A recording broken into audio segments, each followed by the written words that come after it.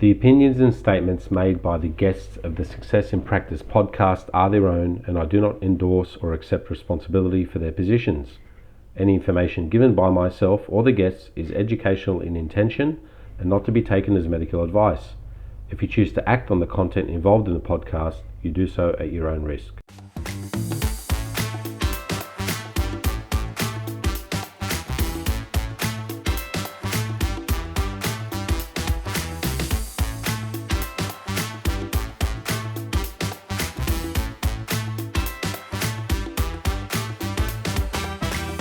Okay, welcome to a special episode of the Success in Practice podcast, where I'll be speaking to Josh Saxton. Josh has put his hand up as a nominee for a position on the Osteopathy Australia board as a board member, and I'll be having a chat to Josh today to, I guess, find out what his viewpoints are on Osteopathy Australia, why he's put his hand up and what he hopes to achieve there.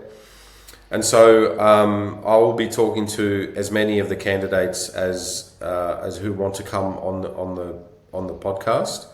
I've put out a call to all of them via message, and I've asked them to join me here, and Josh has accepted that, and I guess I'm grateful to him for doing that, and I appreciate it. I think it's a really good thing that you kind of come and have a chat and put your views out there. So I just want to let everyone know, I think that as the time of this episode going to air, election will open, I think, for 2 weeks. You'll be able to vote.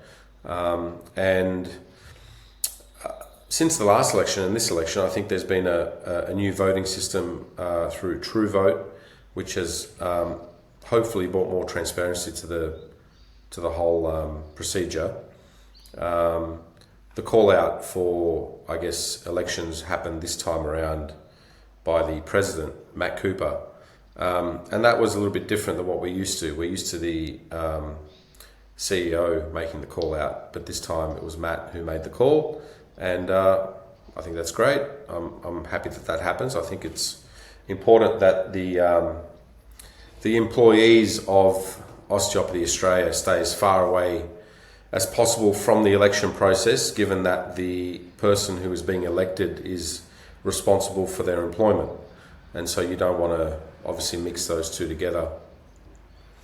And so, without any more interruption from me, I'm going to introduce you to Josh Saxton. Josh is an experienced osteopath and accredited exercise physiologist with a passion for helping patients achieve optimal health and well-being.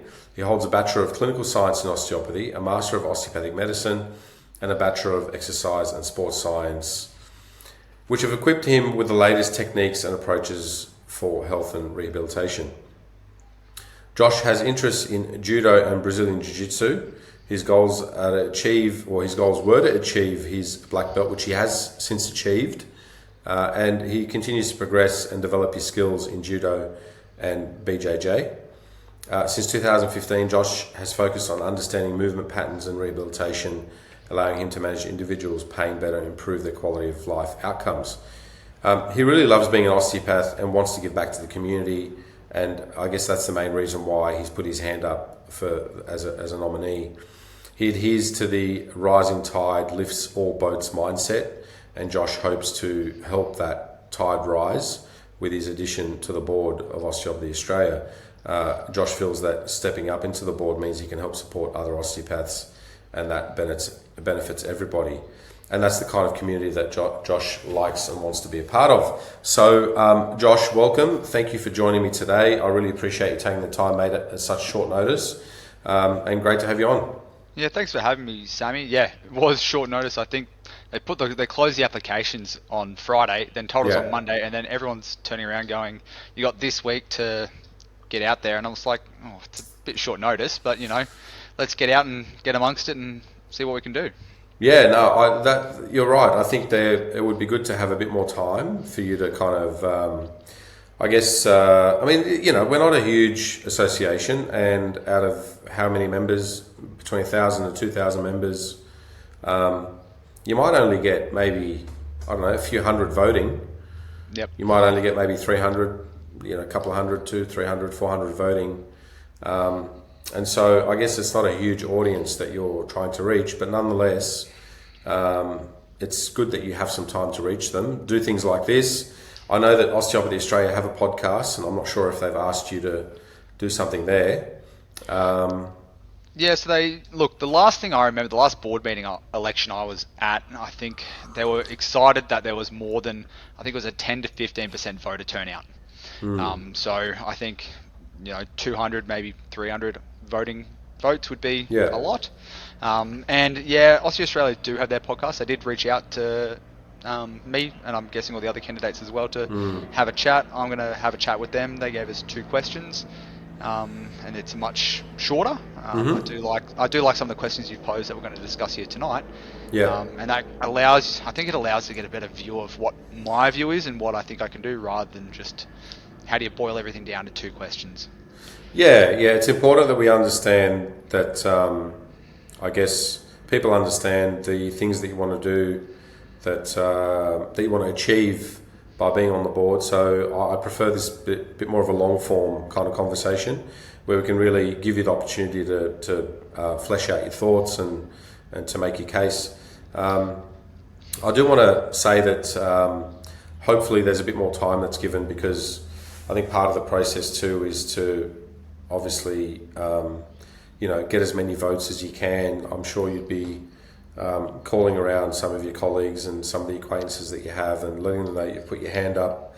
And there's nothing wrong with that. I think that's something that should be done. People that know you, Josh, would likely vote for you. So mate, good luck to you. Before we get into the conversation, good luck to you. And I think it's fantastic that you put your hand up. I think we need more people putting their hand up. And one thing I would say, that it'll be good to see a higher voter turnout. I think the more turnout we have in terms of voting, the better the candidates, and the bigger the mandate as well for that board member to come in and say, well, look, there's this many people that want to see some change. Let's make this happen. So, I think especially the next, how many ever board elections coming up, it'd be good to kind of change that culture around the board, and having it not just be a place where people go and kind of just go along and get along. It's a good thing to have people go there and make a change and actually affect what they want to do. So anyway, let me get a bit of background about you, Josh. Just give us a brief rundown about your background growing up and what led you to osteopathy, and I guess what you're doing now.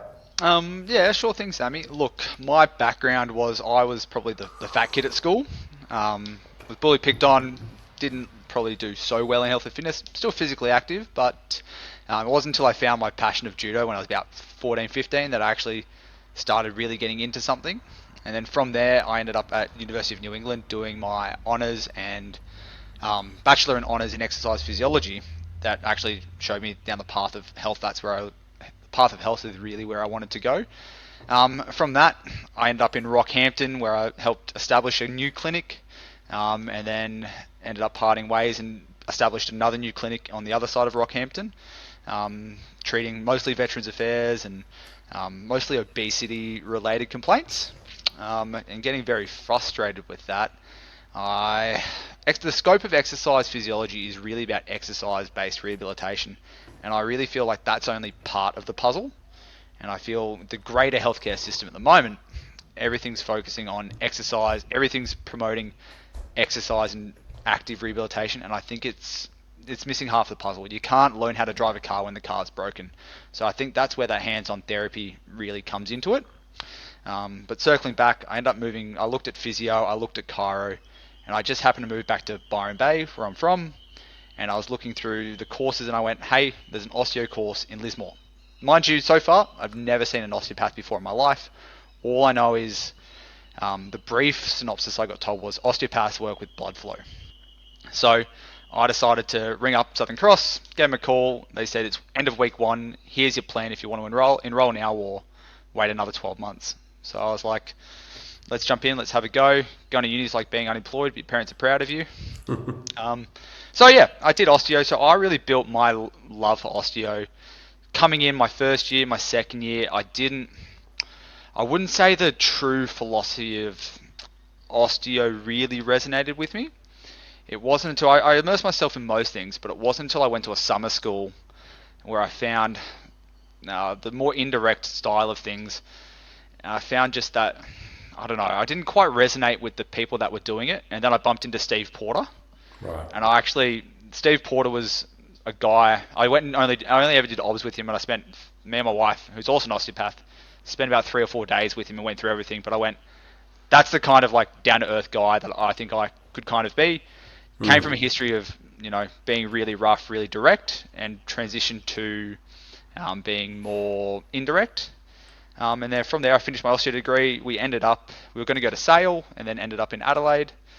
I did a few courses through the selective functional movement, or functional movement screening, or functional movement systems, and I ended up meeting a osteopath by the name of Rod Harris, who if I have a problem or I have a question or have something that I need help with, Rod's the guy I jump on the phone with. And I think for me, his style is the style of osteo that I want. It's no particular technique is the be all and end all. It's about figuring out what's going on with the movement pattern, finding out what technique best addresses that problem. You might pick wrong, you might pick up 3 or 4 different tools or techniques, and then you'll eventually find the right one, and then we reinforce it with good movement, and then build rehabilitation onto that. So that's kind of my rough story from there. And Rod and I have been chatting on and off for the last 4 years or so. Yeah, great. So, mate, look, Steve Porter's a really good guy. He's somebody that influenced me, but Steve's, I guess, style might have been indirect when you met him, but his history is quite direct, and I think he's passed away now. I'd love to have Steve on the show. But so it would be good to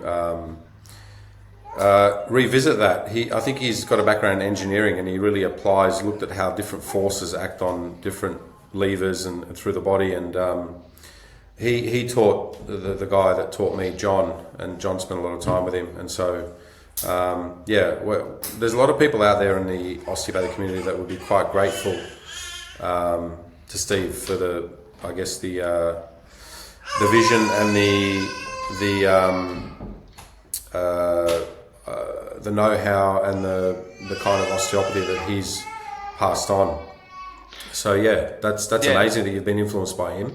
Well, the big thing that grabbed when I actually went to see Steve, all he wanted to show us was how he could do a cuddle at T12. Yeah, that's what he wanted to show. But then talking, probably how I practice, I like the systematic approach. He was an engineer. His approach was systematic. I just use a different system, but it's still a system nonetheless. Yeah, great. All right, excuse me. Let's kind of dive right into, I guess, what attracted you to run for a board position in the first place, Josh? So look, I'm part of a practice, the Southside Clinic in Adelaide. There's 5 of us that now run it, and we have 6 different stakeholders in our building or in our operation. And at the moment, it's hit a very stable patch. Everything's first 4 years took us a while to get onto everything and get it all running, and we've hit a very relatively stable patch. So for me, that's kind of, I like challenges and I like trying to progress. And so I feel like that challenge has come to not a close, but to a point of a plateau. Mm-hmm. And I feel like at the moment, I've got a bit of extra energy in me to try and help the osteo community. I only went to the osteo community in South Australia is quite small. I think there's only about 50 of us in the state, and at any rollout of osteopaths, we only get about maybe 10 to 15. So I really was talking to my wife, and I'm like, I really would like to do more with osteopathy, and try and advocate more, or just help. I never really, when I had that thought, it wasn't that I was going for a board position. It was more just I want to try and give back to the community. Because you pay it forward, it comes back to you, and I'm at a point where I can pay it forward. Yeah, great. Okay. And I guess, was there anything in particular that kind of stuck out at you? Was there any particular time, did you read something online? Did you kind of go, you know what? Did anything tip you over the edge to kind of go, I'm going to put my hand up? Could you tell us about that? Hello everyone, I'd like to take a quick moment to thank everyone for watching and listening to the podcast. If you have received value from this episode, the kindest thing you can do for me is to like, share, follow, and subscribe to the channel on whichever platform that you are listening on. If any of the conversations have resonated with you and you feel that I can help elevate your practice, you can find me at successinpractice.net. That is, the Success in Practice program can be found at successinpractice.net. The Success in Practice program is the signature program that takes a practitioner who may be struggling with retaining patients. They may not be certain about building effective treatment strategies, and they may feel somewhat anxious and doubtful about what they are going to do with a patient. And they are not really accelerating in the real world of private practice. It takes this practitioner and it turns their careers right around to the point where the patients have an effective diagnosis and a real treatment plan that they can take home. Patients are happy to book in multiple sessions with you and they are confident about your abilities. And more importantly, you now have direction and are confident about your own abilities. The program streamlines how you operate as a practitioner. Guys, you should have been taught this at university, but you weren't. You may have been practicing for the last few years thinking there has to be a better way. There has to be a more effective way of engaging with patients and getting them results. Well, there is. And this is what the program delivers. Go to successinpractice.net and check out the options available to you. See where I can help you easily grow your patient list and finally earn the rewarding income that you deserve. For all the information on how you can reach me personally, check out the show notes. Also in the show notes, you'll find a link to the chat transcripts from these podcasts. These are valuable and a wealth of information. I really hope that you're enjoying the podcast. Guys, leave a comment if there's any questions on this episode. And please, don't forget to like, share, follow, and subscribe to the channel. Now, back to the show. Yeah, so I was in the, I think they called it like the Osteopathy town hall meeting or something like that. Osteo Australia came to Adelaide. Was that the recent? That's the recent one. Most recently. Yeah. And we were sitting there, and they were going through the big strategic plan that they got done up. And I was looking at, and the few things that stood out to me was one, apparently pre-COVID, there was about an 80% membership of osteopaths, registered osteopaths. About 80% were registered with Osteo Australia. Post-COVID, that dropped to about 60%. So for me, I think there's room for improvement there. It's why did those osteopaths leave? And one thing that was floated by Brett and Anthony, that there was a bit of a lack of new osteopaths, so new graduates either joining or retention of new osteopaths after their first year, was the impression I took away from it. Was there data given on the demographics of the osteopaths that decided not to renew? Were they like, I mean, that data would exist. I mean, when somebody is a member, they have age information, information on practice history and so forth. Were they mainly more experienced osteopaths? Were they mainly undergrad osteopath, or not undergrad, but like newly graduated osteopaths? That's so the impression I got now. No numbers were specifically shown. Just the impression I got was there was a large portion of new osteopaths that weren't renewing after their first year, right? Or like inside the first 5 year osteopaths not renewing because they weren't seeing value in being a member of OA. Right. And there was also talk that there were some older osteopaths, sort of 5 years plus. I use the term older quite liberally here. That they weren't renewing because of some clashes, but that wasn't expanded upon. Okay. So, yeah, All for right. me, I thought there was a bit of a growth opportunity, more so around retaining newer osteopaths rather than retaining older osteopaths. I myself have only been a member of OA for the last 4 years, and my experience with OA has generally been quite positive, but I don't know what it was pre-4 years ago. Yeah. So I've got nothing to compare it to. Yeah, okay. In your particular clinic, Josh, when you have a patient that I guess you haven't seen in 6 months to a year, and you want to try to re-engage patients, what are some of the things that you do in your clinic to do that? So I actually built, or we have a patient re-engagement system that does at set intervals reach out to them with semi-customized emails, text messages, phone calls. Emails, text messages. I also those patients that I do generally engage with, or I haven't actually seen them in a while. We do reach out as an individual to that patient.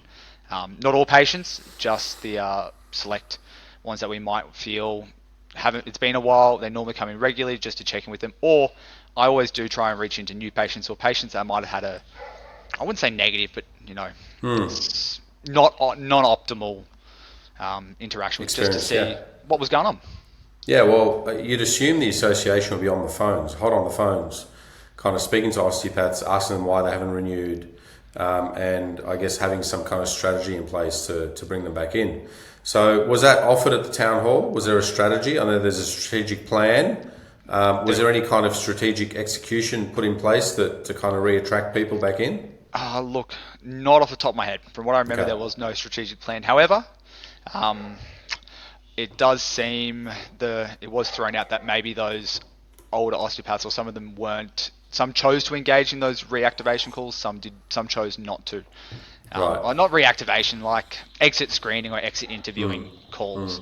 But I don't know what the uptake was. Myself personally, sometimes when I'm done with something, I'm done with it. I just want nothing more to do with it. So it's a tricky one to say. But yeah, I think there could be a stronger or a better exiting system to find out what was wrong, what we could do better. Look, osteopaths are generally quite passionate about their profession.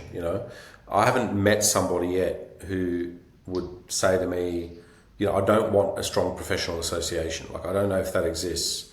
And so, there's some reasons out there, I think, that exist to see why people aren't re-engaging or exiting. So it'd be good to have something in place. And I know that there's other board members that have similar thoughts about, I guess, reinvigorating the membership. So that's good. It's very good that you want to do that, and it's a good thing that you that sparked your interest in being a board member. I want to then ask you, I guess, given your experience as an osteopath, what qualities do you have that you think would make you the best candidate for a new board position? So, for me, when we phrase that question as an osteopath, if you limit me to basically the last 4 years, that is cutting out a large chunk of my professional career. So it's not necessarily me as an osteopath is my view. I looked at and I applied because they wanted someone with information technology and AI experience, someone who had the confidence to present in public forums, as well as engage in community events and be from a regional area. Me, during my exercise physiology practice, I practiced not only in Armidale, Rockhampton, Lismore, now Adelaide. Most of that, they did put the precursor on there that they wanted outside metropolitan Melbourne. So I was like, I don't know, to me, Sydney's still metropolitan. Adelaide is still metropolitan. However, if you're comparing Adelaide to Melbourne and Sydney, I think that's a big comparison. So I wanted to apply because I felt like, from my experience in my history, I met that criteria. Yeah, look, at the moment we don't have, New South Wales at the moment doesn't have any representation on the board, which is not great. It's the largest market in the country, and we should really have somebody on there. So, but I get what you're saying in terms of metropolitan, and given their criteria, you do have, I guess, a really good stake there. Being somebody that's practiced all over the country also gives you an idea of what osteopaths around the country also go through. So that's good. It's also, I've also practiced within Aboriginal and ATSI communities. Okay. So I think that again also brings just a level of regional experience. But you just mentioned you're also an experience with AI and information technology. Tell us about that. Tell us about some of your experience there.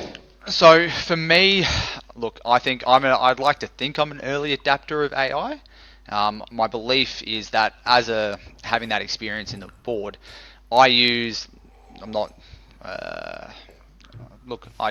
quite a lot. I use it in my clinical notes. I use it in my report writing. I use it quite a lot. I've even tried to integrate AI into not only doing my basic administration tasks, but even trying to set up phone systems in AI to answer phones and handle simple tasks. But my view of someone with AI, or why I feel this role, is I have enough knowledge around AI to be able to connect experts and be that middleman or that translator between the board. I'm sure there's more people with more AI experience than me that have greater knowledge in the field. However, I feel like I've used it enough and I'm well enough versed in it to at least be able to bridge that gap, bridge that communication, as well as I have quite a few contacts here through networking events with people who run AI businesses and do that AI setup. Okay. My next question is more to do with Osteopathy Australia in general. Yep. What is it that you know about Osteopathy Australia, maybe about some of its history? And also, what do you think its role is, its main role? What's the main function of an association in your point of view? So my experience with that Osteo Australia, as I said earlier, has been relatively positive. From my understanding, I have not delved into this at all, and I won't admit that I have. I believe that the association used to be somewhat stronger, and over time it's gradually it's lost its potency. But for my belief is that Osteo Australia is a role to provide value to the members. So that revolves around advocacy. So if that's getting more patients or through the door, that's their main role, and that can come from promoting osteopathy through many government schemes, helping osteopaths upskill, or even providing more frameworks and feedback for osteopaths to be able to go out and educate others on those systems. One of the first things that I asked Osteo Australia when I came to Adelaide for was, do they have an information pack that could help me provide CPD information to GPs just to help me get my clinic out there?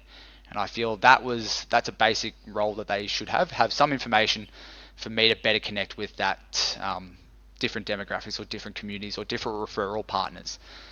So that was something that I would like to see come in, just some more templated or more like information packs that could be taken to other associations or other professionals that would not only provide them with information on what osteo is, but also provide them with, look, at the end of the day, some people just want their education credits. So it's got to have value in ticking off a couple of boxes. Yeah. And then it can be tailored down. Right, okay. So from what I understand from your answer there, that you see Osteopathy Australia largely as a conduit for members, which are osteopaths, to increase their capacity to reach patients. No, I wouldn't specifically say reach patients. It's to support them in business or support them through their osteopathic career. It's a support network. Right. And that could be through financial, through patients, through providing education, through business support. So if you're a business owner and you have questions, I feel like that's somewhere where you should be able to go. That's the purpose of the association. And do you think that it's, say, over the last 4 years, because that's been your experience, Yep. you said that your experience has largely been positive.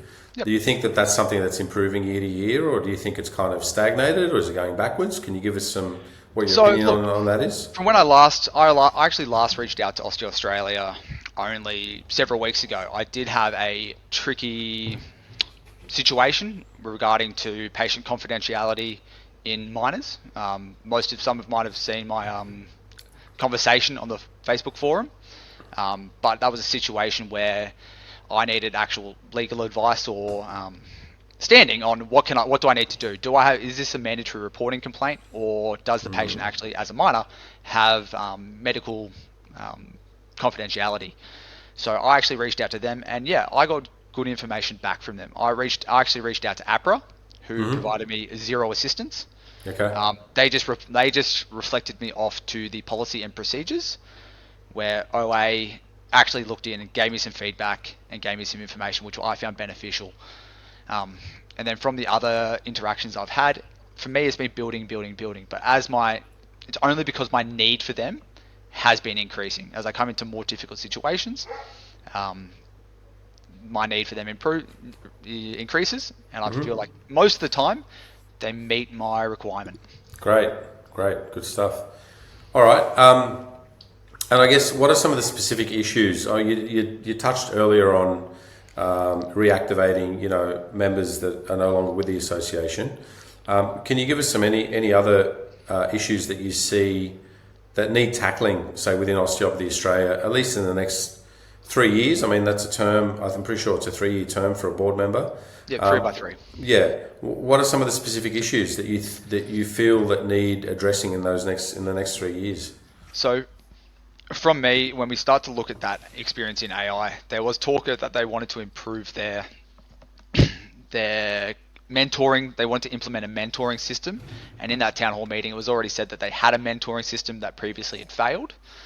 But I would like, in what we want or what they proposed, I don't think mentoring is the right word. I think a coaching system is a much better way. I'd like to see that implementation of a better coaching system, because it's not about, when you say mentoring, to me, that's more about experienced osteopaths talking to more inexperienced osteopaths.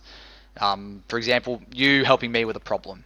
But it could also be that maybe I've been an osteopath for 15 years, but I've just become a dad, like I have, and I go, you as another dad, how do I balance my osteopathic practice with my balance of fatherhood? So it's not so much coaching me purely in an osteopathic practice, but in that holistic approach. So I'd like to see that implementation, because then that feeds back into, they spend all the money on webinars. So if we start to set up a better coaching system, we can then reflect back on what questions do the coachees have, reflect them back onto the webinars, get better utilization of their webinars, which they're charging for, which increases revenue, more advocacy. We can also then, so I'd like to see a bit of a system up where the coacher gets paid for it. So if you coach me, I pay you for your time, and the board takes, or the association takes a cut off that fee, a small fee, to keep the system running and to help build the advocacy. The other part for me was, I did a business coaching course, and it came back to each generation looks for different things in their employment, and I don't think associations are much different. Generation X was very much about money. My generation is very much about flexibility. I think the newest generation is about community, and I feel when I started in Adelaide, it was osteo as a community in Adelaide is still growing. So I think if we need foster, maybe we're losing some of those newer graduates, or they're not even joining to begin with, because there's not that sense of community. They're not coming into something that's inviting them in. So building those skills will help, or building those situations will help bring more memberships in. So they're the two things that I kind of think are top of mind for me. Yeah, right. And what are some of the things that you, I mean, you're in Adelaide at the moment. Yep. What are some of the challenges that Adelaide osteopaths face in their businesses and their clinics, So that you think the association can help with? So the big thing for Adelaide is we just don't have enough osteopaths. Plain and simple, don't have enough osteopaths. My clinic, we were looking for a new osteopath. I can almost throw a dart at every clinic and say everyone's pretty well looking for an osteopath, because we have so much work to do. So the thing that we could probably all use Osteo Australia to do is either help get us into, I did ask, are we bringing an osteo course to Adelaide? Or someone asked. And the result was, we're not doing that until the Adelaide unis sort out their amalgamation. There's 3 universities in Adelaide. Only 2 of them amalgamating. What about the third? So I think there's definitely room for growth to expand on bringing. So how do you feel about that answer? I mean, you asked the question, or somebody asked the question about education, and it was pretty much a flat out no. We're not doing that right now. I mean, how did that sit? So, again, it was a political answer. It was, I wouldn't say it was a no, but it was, we didn't know about Flinders University. Right. I don't know. If you're an association, you should know what universities are in the capital cities. I mean, all right, Sydney, Melbourne, maybe not, because there's a shit ton of them. Yeah, but you should still know. Like, that's, like if you look through the financials of the of Osteopathy Australia, you could see what the salaries of the top executives generally are, and they're getting paid quite well to know this information. And this is vital information. We're not asking them to know information about minutia. We need them to at least know the universities that are in the market for a health science course, and they should be actively engaging in making sure that they have contacts within those universities. That's as much as I'll say about that. That's the advocacy role. That's how they should be advocating for osteo. That's one of the avenues that they need to go down. And if you want to increase your membership, increase the amount of osteopaths that are graduating, and that's the easiest one to do. I mean, but yeah, I mean, I'll go back to my question to you, because I don't want to kind of take over your episode. You got the answer, and I mean, is that something that you feel is that a bad direction? Is that it's just not a great answer. It's not a great answer. It's a really nothing answer. We're not doing anything until the unis finish their amalgamation. There's a third uni. Why can't we reach out to that third uni? Yeah. So there's only 3 universities in Adelaide that supply Adelaide? Yeah, I'm sure there's 3 major universities. But what's wrong with a tier 2 or a tier 3 university? Well, for me, I think I would go after a tier 1 university, mainly Oh, we'd because all would. well, I think it's I think it becomes a bit of a detriment. I think we need to attack tier 1 universities first that already have established health science degrees, because we need to increase the recognition of osteopaths within the medical system. It was said that, do you know the advanced practice scheme? Yes. That when they went through the advanced practice scheme, they use an external auditor to provide justification as to those osteopaths that have extended skills. So if we go to a tier 2 or a lower tier university, it then, yes, it gets us more osteopaths, but then it still brings up that we need to then prove that our osteopaths coming out of those universities are at the same standard. Right. Yeah. All right. Look, I have my views on that, but I'd be happy for me to kind of have this discussion with you right now with this. Yeah. Look, I think between tier 1 and tier 2. I mean, look, the biggest. If you let's look at the evidence in front of us. If you look at Melbourne, part of the biggest reason why Melbourne's kind of the osteopathy's exploded in Melbourne is because they've got volume of osteopaths. That's why osteopaths now are quite heavily involved with the top flight AFL teams, with the top flight sporting teams. Yep. It's great to see what's going on in Melbourne and in Victoria, and that's large part because it's just the sheer volume of osteopaths that are out there. Speaking to a lot of other osteopaths that I've known, and I've engaged with general practitioners and GPs and so forth. I think what happens is that the more they hear about us, the more they get to know us. And if there's very few of us out there, even if we're graduating from tier 1 universities, our saturation isn't going to be as quick. And so I think initially we need to just have ways like, the old saying, beggars can't be choosers. At the moment, it's not like tier 1 universities are knocking on our door going, please give us a course.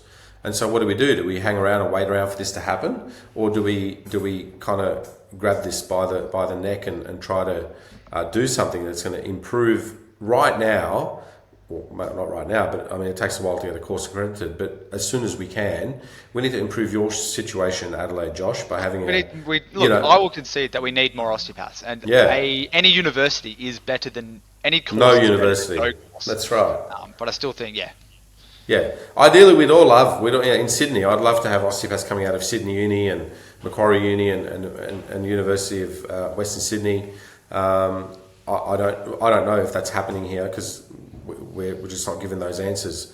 One thing I will say about what you said is that I hope and wish that we just get less political answers and more direct answers. I understand there's an issue with confidentiality, and that people can't say too much when they're in negotiations. But you don't have to say who you're negotiating with. You can say we're talking to 3 universities, 2 of them we're at the second stage of negotiations, 1 of them we're still in early stages. I think that does a lot better for the confidence of the membership to kind of say, well, hey, something's being done here. When you say nothing, and when you say that, for confidentiality reasons, we can't say what's happening, all we can assume is that nothing's happening.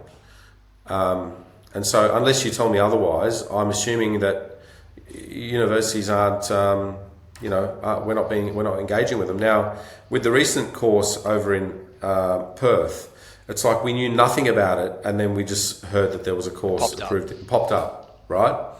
And so, you wouldn't have known if that course fell over at the last hurdle. We wouldn't have known about it, and we wouldn't have been able to then make the right decision as members, because as members we need to vote for somebody like you, Josh, and we need to say to you, Josh, look, I'm voting for you, Josh, but one of the reasons why I'm voting for you is because you'll hold the executive to account.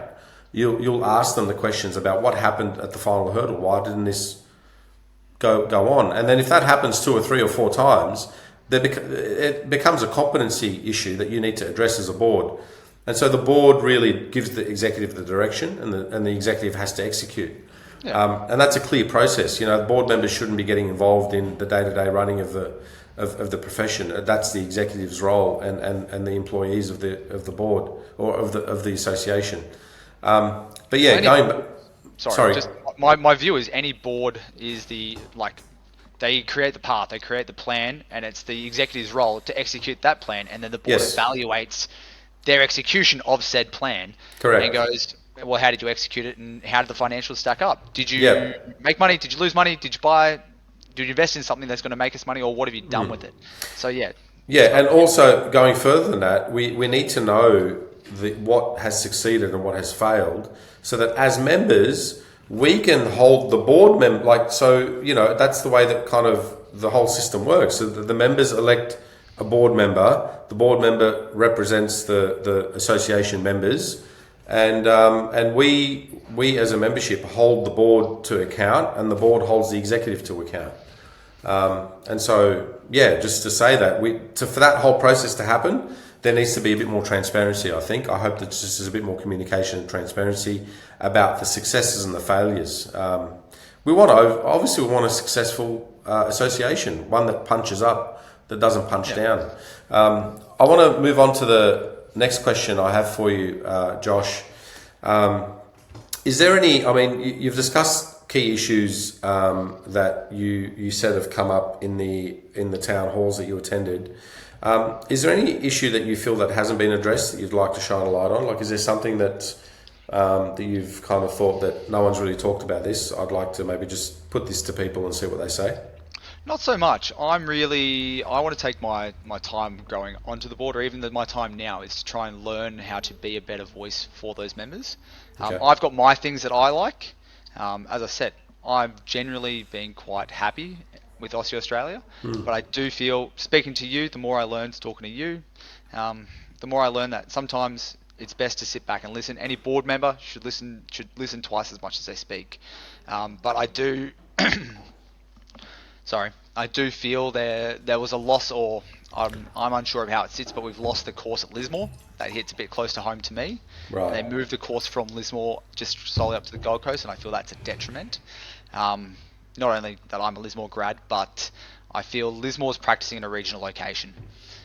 Students that move through there got the opportunity to not only practice on the Gold Coast and metropolitan area, but Lismore gave regional experience. So that's just my little side note issue, but I feel that's a failing or a letdown of the association and letting a university dictate what they'd like to do in turning out osteopaths. Right. So can you I guess elaborate on that? I'm not too aware of the reasons as to why that course is closed down. You're a graduate.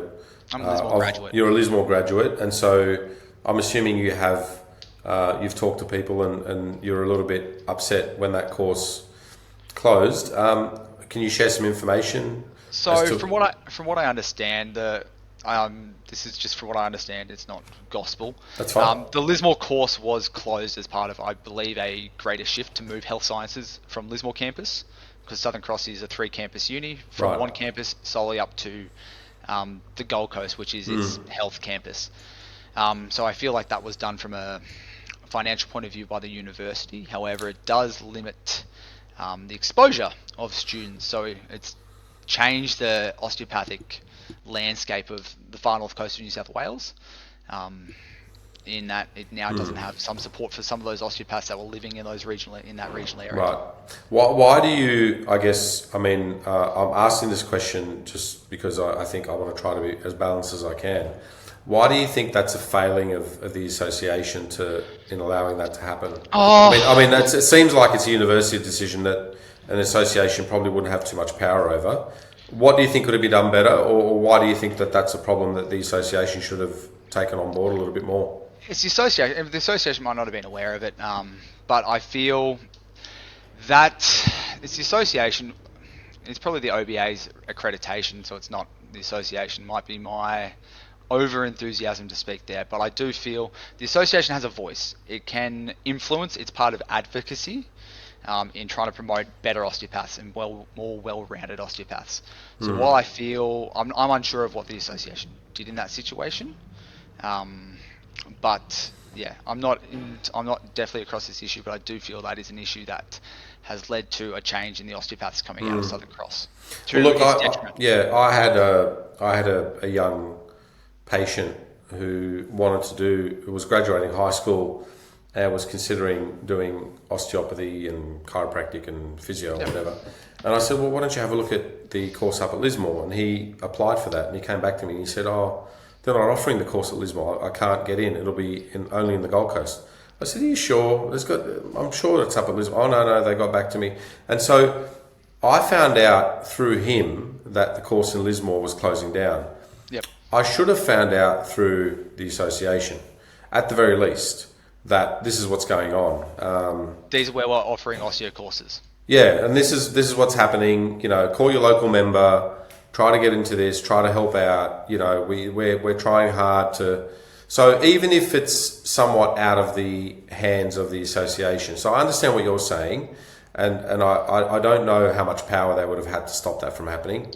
Yeah. Probably close to none, right? So, but in saying that, again, the communication is more the issue for me. Is that people are finding things out before, through other avenues, and then going, well, what's going on here? Do we have our finger on the pulse? Do we know these things? And so, yeah, it would have been good to actually hear that something, well, not just to know, but just, let's do something. Let's try and do something about it.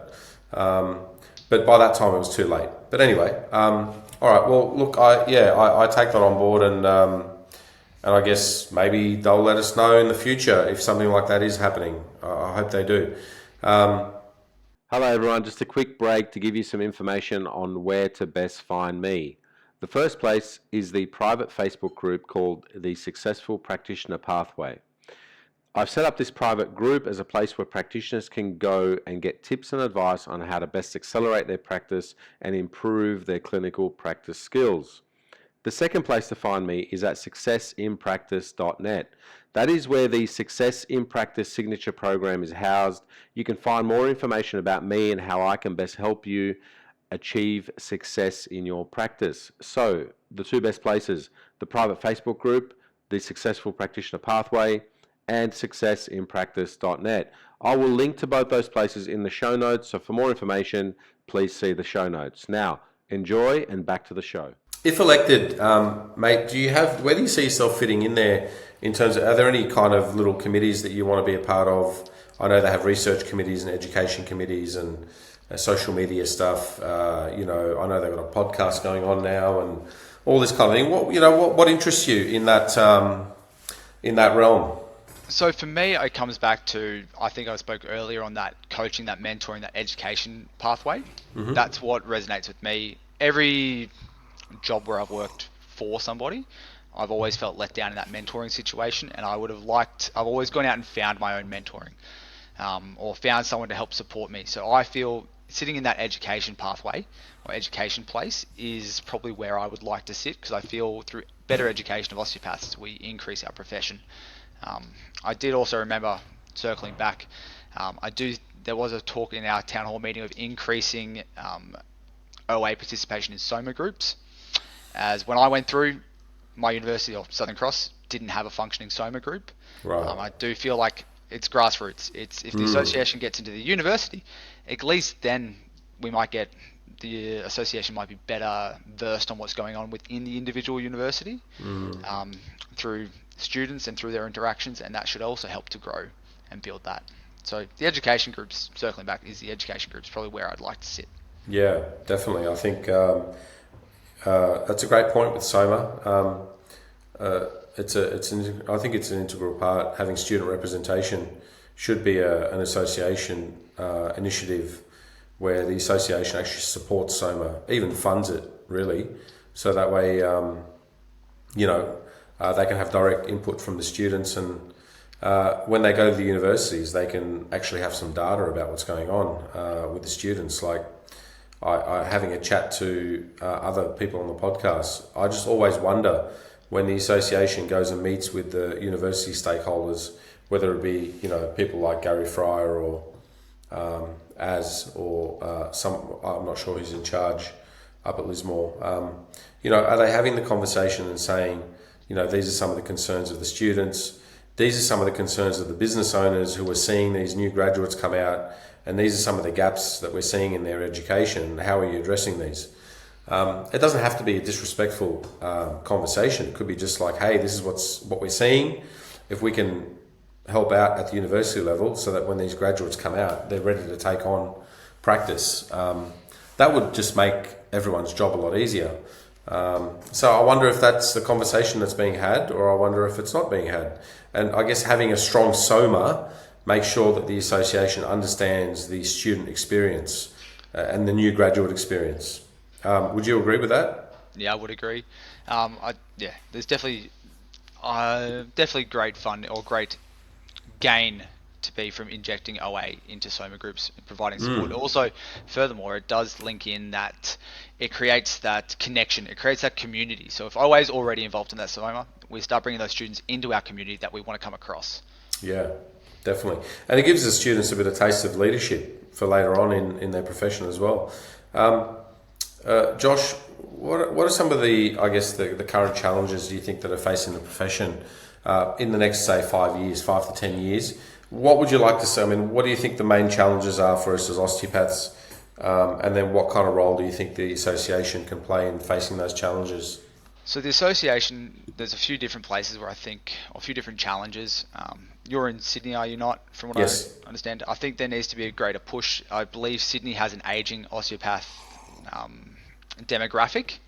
So I think there definitely needs to be a greater push in how do we bring more osteopaths to support the opting out or aging out osteopaths, so we can build that. Because if, as you said earlier, Sydney is one of the biggest population groups, or one of the biggest opportunities. Is it the grey hair, mate? Is that what did it? No. I just look. It's very. You just need the beard, and you'd be very Sean Connery-esque. Oh yeah. But yeah, I just remember a few times I've listened that there's been issues getting osteopaths to move to Sydney. Yes. So I think that's a big problem, because if we lose, we've got Melbourne. If we take what you said earlier, where the inundation of osteopaths in Melbourne has really built osteopathy as a community, or as a allied health system there, we have to do the same as Sydney, because Sydney and Melbourne are the greatest, and then everyone else gets to reap the reward.